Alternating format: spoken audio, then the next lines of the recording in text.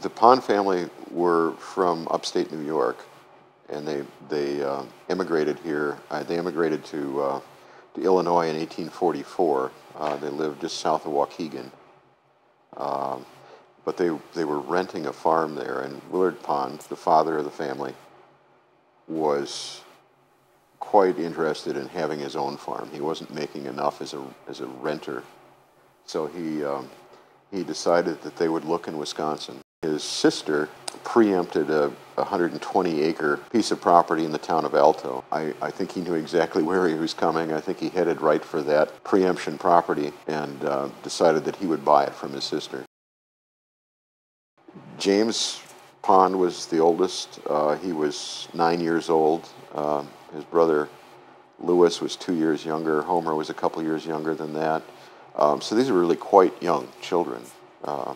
But they were expected to play a full role in the operations of the farm, and did. And probably the most interesting story from Major Pond's memoirs about that farm life was the boys' realization as they got a little older that their father could rent them out.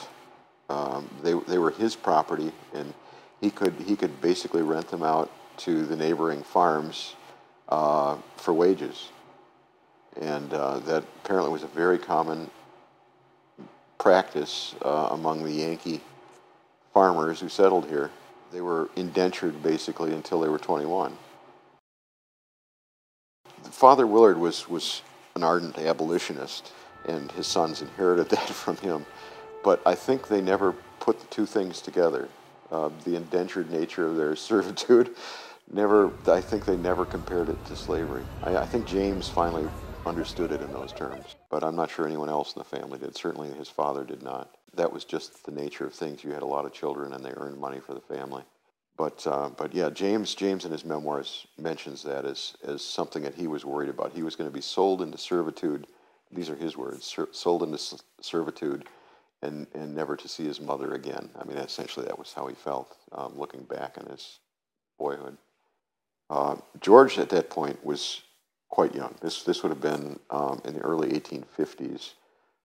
He would not have been old enough to understand any of this or take a part in it. But for James, who was the oldest son, this was a major thing. He was very unhappy with the person he was indentured to. He wasn't allowed to do anything on Sunday. He couldn't even walk across the highway to visit a friend on Sunday. That was just forbidden.